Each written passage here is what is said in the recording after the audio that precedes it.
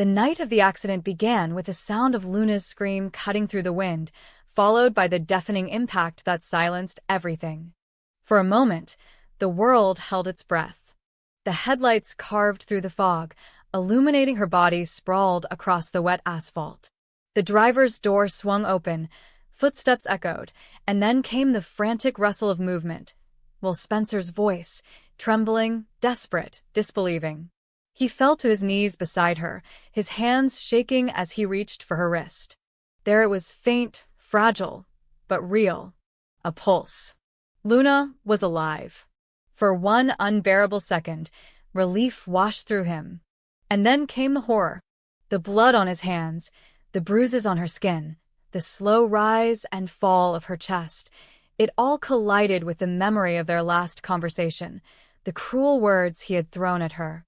He had told her she was selfish, unstable, unfit to be a mother. He had accused her of lying about the pregnancy, of using the child to manipulate him. When the hospital called to confirm the miscarriage, he had thrown that truth in her face like a weapon. And now she lay broken before him, her body barely clinging to life, the soft curve of her abdomen still shielding the life he had refused to believe in. He froze. For a moment, he could hear the ocean somewhere beyond the cliffs, relentless and ancient, as if mocking him. He should have called for help, he knew that. But instinct warred with fear. If he called the police, if they came and found Luna like this, the truth of their argument, his anger, and the public humiliation that followed would destroy them both. Worse, the press would devour her. They would not see a victim, they would see a scandal. The girl who lied about her baby. The obsessive lover who ran into traffic. Luna's death would be rewritten before her body was even cold. And the child, his child, would die with her. The headlights of another car appeared briefly in the distance. He panicked. In that moment of madness, the idea formed. It was monstrous, irrational, and yet it made sense. He would make the world believe she was dead. It was the only way to save her. He dialed a number on his phone, a contact he had buried long ago, Dr. Keegan, a physician who had once owed the Spencers more than a few favors. "I need you," Will whispered. "Now." No questions. Within half an hour, a black SUV pulled up to the roadside, its windows tinted, its engine humming like a secret. Keegan stepped out, pale and weary, the smell of antiseptic and cigarette smoke clinging to him. When he saw Luna, his eyes widened. "You're insane," he hissed, but Will's voice cut through, low and fierce. "She's alive." "You can't let them take her. Please." The doctor hesitated, then knelt to examine her. Her pulse fluttered weakly under his fingers. "She won't survive transport to a hospital," he said. "She needs immediate care." Will's mind was already racing. "We'll take her to the clinic," he said, the private facility his father had once sponsored as a charitable hospital for the underprivileged. It had long since fallen out of use, a relic of Bill Spencer's old philanthropy, half forgotten on the outskirts of Los Angeles. No cameras. No reporters. No oversight. Keegan looked at him for a long moment, then nodded. Together they lifted Luna's body into the SUV, covering her with a blanket.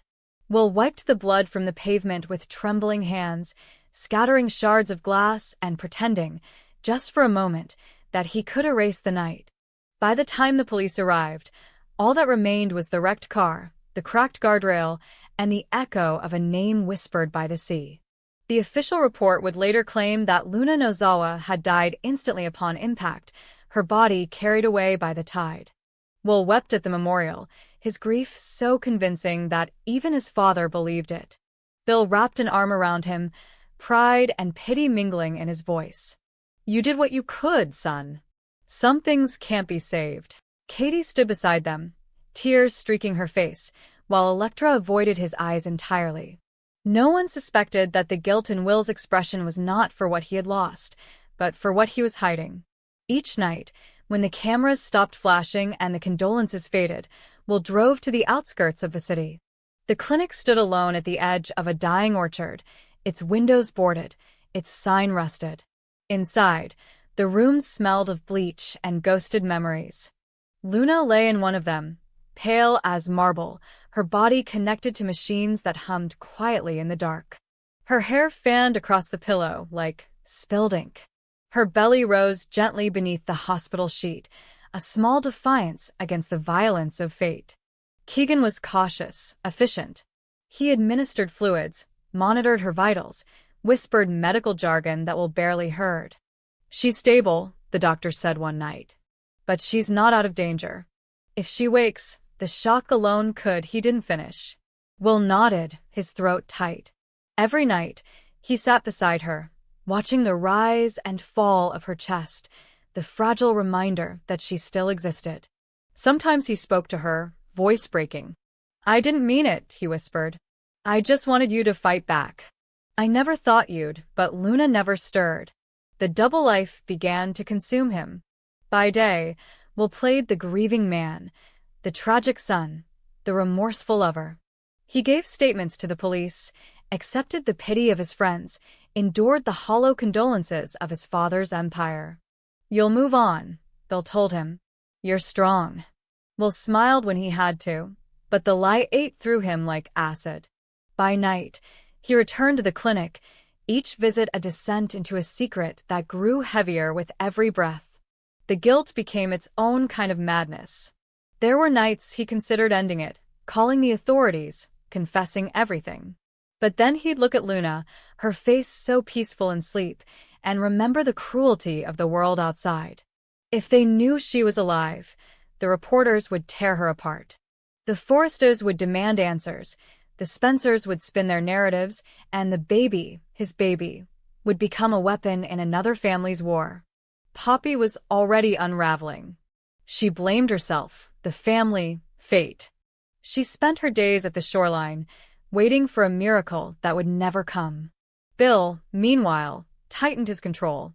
He promised justice, ordered private investigators to track down the driver, and made sure every headline painted Luna as a tragic, unstable young woman whose death was unavoidable. The hypocrisy made Will sick. The longer Luna stayed hidden, the more the secret twisted inside him. He started seeing her in his dreams, standing by the ocean, her dress soaked in moonlight, whispering his name not in anger, but in warning. He'd wake drenched in sweat, convinced she was trying to tell him something. When he asked Keegan if there was brain activity, the doctor hesitated. "It's faint," he said, "but it's there. She's fighting." That word haunted him. Fighting. She had always fought for love, for dignity, for the right to be seen as more than a scandal. And now she was fighting again, alone, because he had decided her survival had to be a secret. Some nights, he wondered if he had saved her for her sake, or to ease his own guilt. Months passed. Outside, life moved on. The memorials faded, the tabloids found new prey, and the world began to forget Luna Nozawa. But Will could not. He brought flowers to her bedside, changed the sheets, whispered stories to her as if she could hear. He even felt the baby kick once beneath her ribs, and the sound of that heartbeat through the monitor was the only thing that kept him sane. Then, one evening, Keegan called in a panic. "You need to come. Now." Will arrived to find the monitors shrieking, Luna's pulse erratic, her body convulsing. For the first time in months, her eyes opened, wide, terrified, unfocused. She gasped his name, a sound half breath, half plea, before collapsing into silence. The machine steadied, then quieted again. "It's okay," Keegan said, sweat on his brow. "She's back under." But Will knew what he'd seen. She wasn't gone. She had seen him. That night, he stood outside the clinic, staring into the darkness, and made his choice. The lie had grown too large. He couldn't keep her hidden forever. She would wake, and when she did, she would hate him for what he had done. He had stolen her death and turned it into captivity. He had lied to everyone he loved and built a world out of deceit.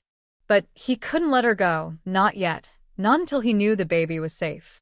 And so, the duality of his existence deepened. He became two people, the broken son mourning a lost love, and the secret guardian of a woman who still hovered between life and death. The guilt isolated him completely. Katie began to notice the distance in his eyes. Electra, too, suspected something. "You're hiding something," she said one night. He denied it, but his voice was hollow. When Luna stirred again weeks later, her eyes fluttering open with confusion, Will felt both terror and relief. She was alive, truly alive, but fragile, her memory fractured. "Where am I?"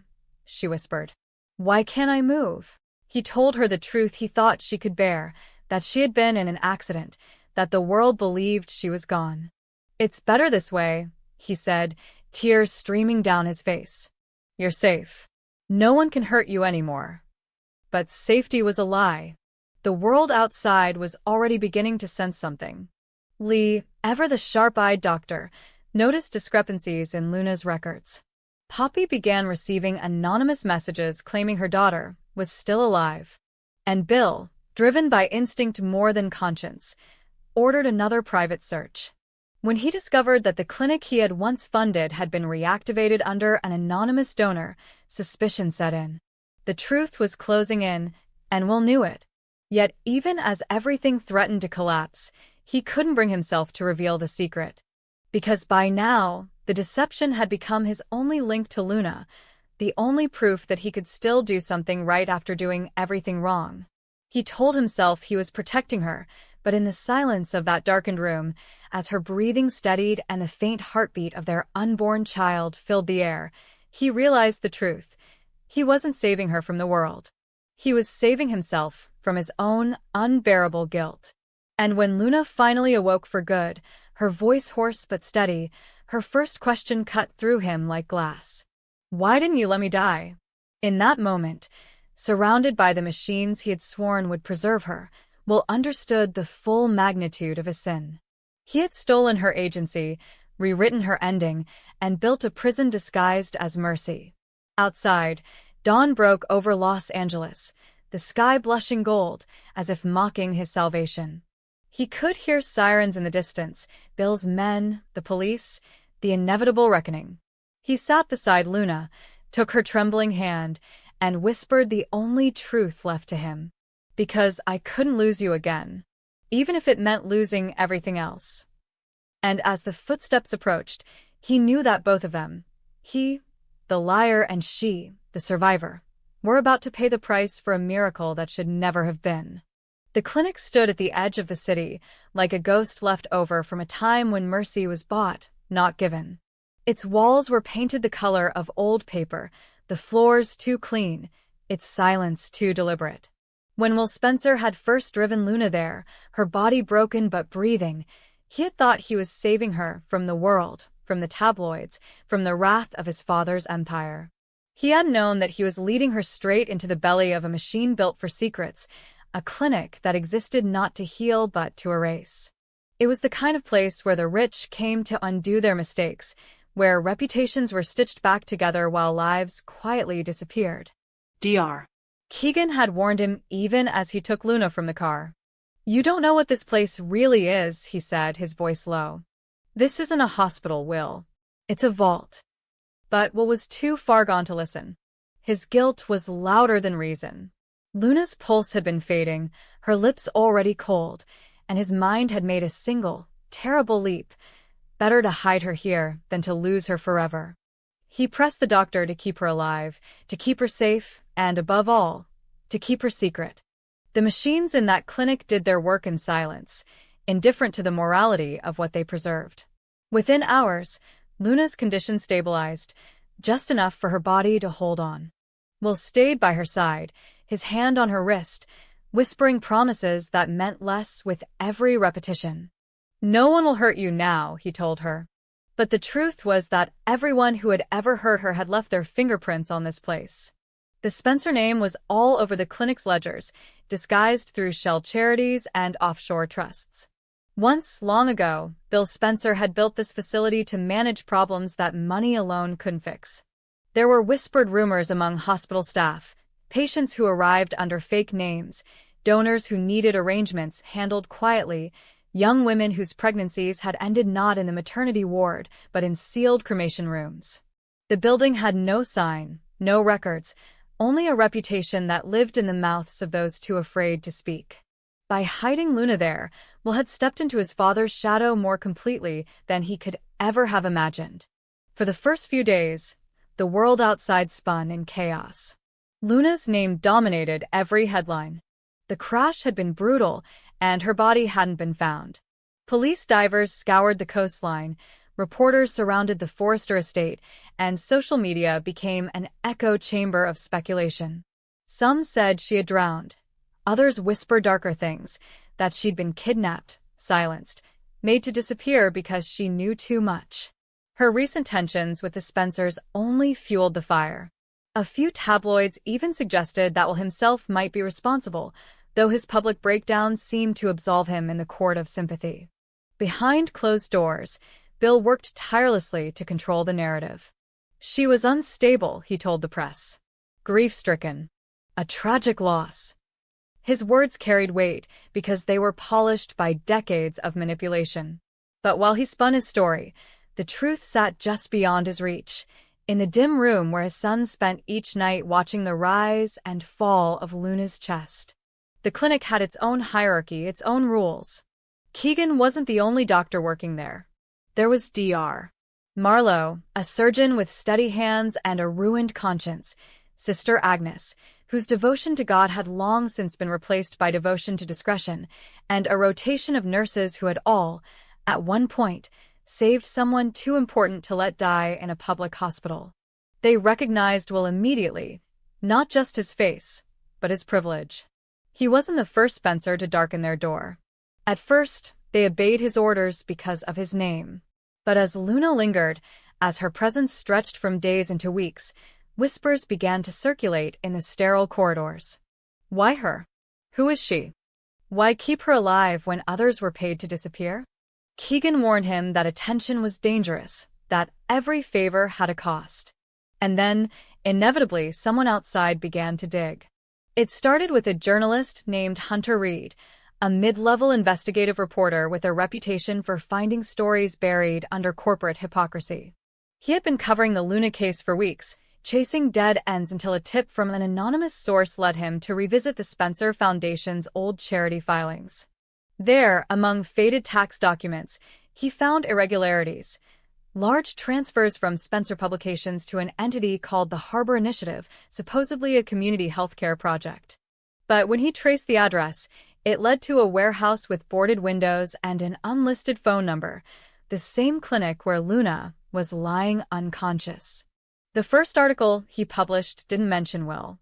It focused instead on the corruption, the idea that Bill Spencer, the media titan who lectured the world about morality, had been funding a network of illegal medical operations.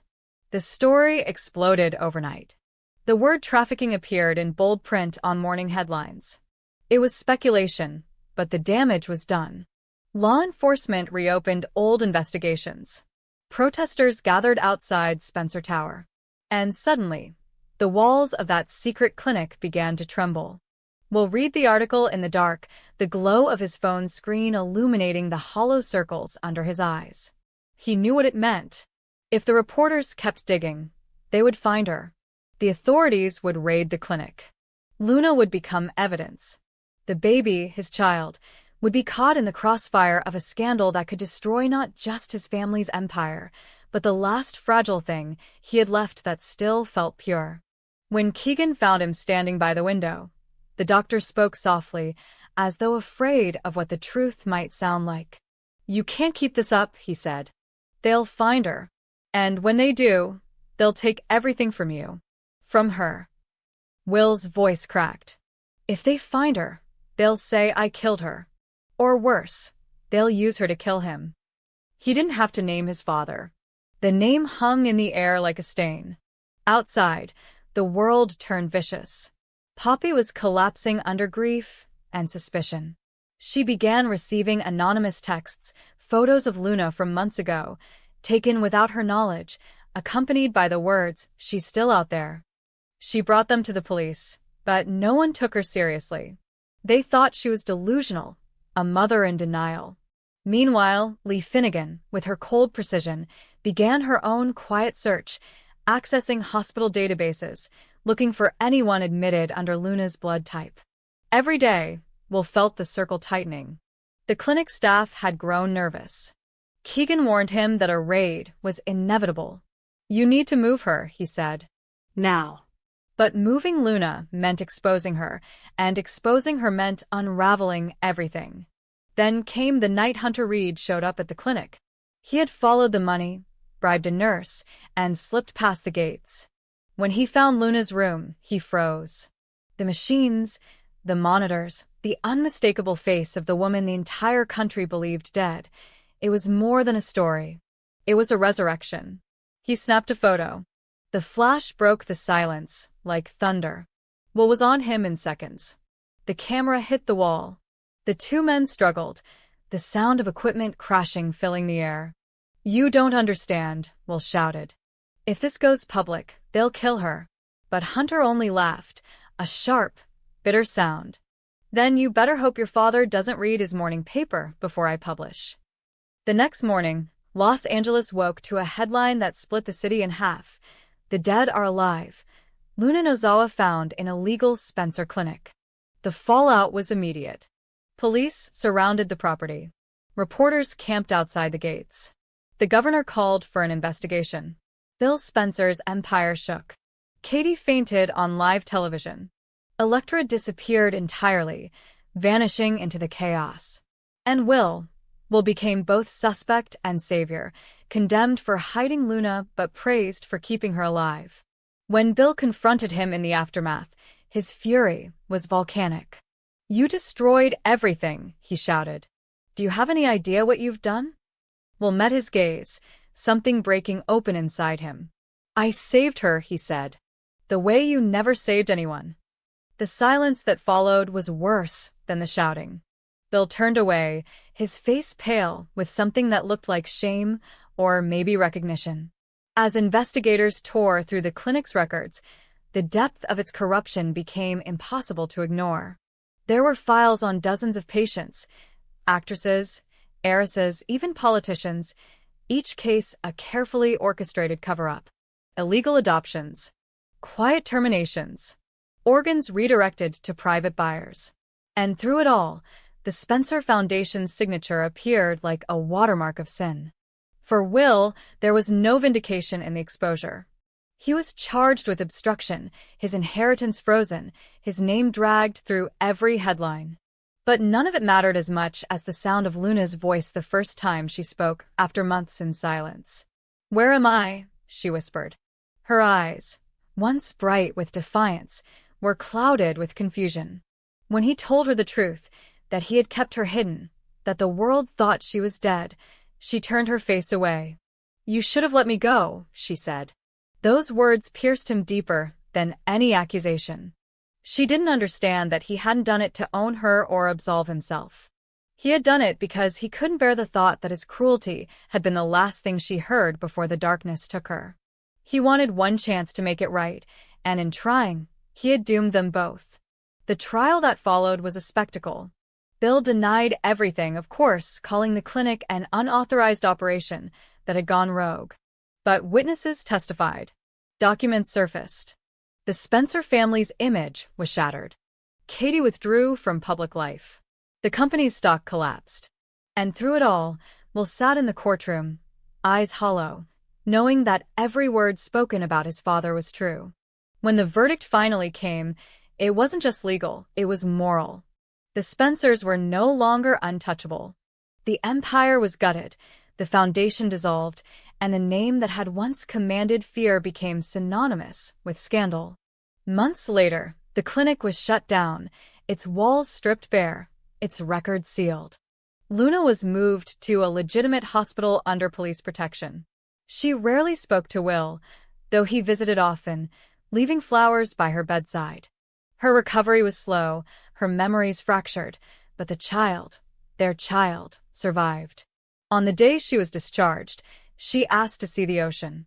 He drove her there, silent, the wind rattling through the car. They stood at the cliffs where everything had begun, the sea stretching endlessly before them. "You lied to save me," she said. And he lied to save himself.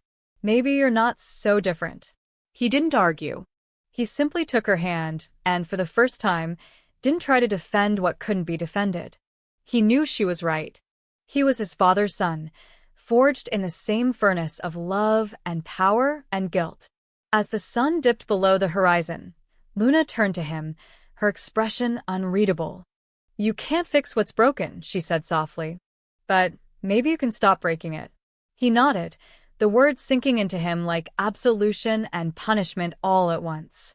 And when she walked away, toward a future that no longer belonged to either of them, Will stayed behind, staring at the waves. The ocean was vast, merciless, unchanging. Somewhere beneath it, the ghosts of all their secrets slept. The Spencer Empire would rebuild someday.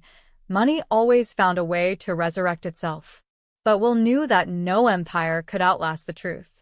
The clinic, the scandal, the lies, they had all been part of a single story about men who believed they could control life and death. And in the end, it had taken one dying girl to prove them wrong. The world would remember the name Luna Nozawa not as a victim, but as the girl who brought an empire to its knees. And Will, haunted, humbled, would spend the rest of his life trying to live in the shadow of the mercy he had mistaken for love.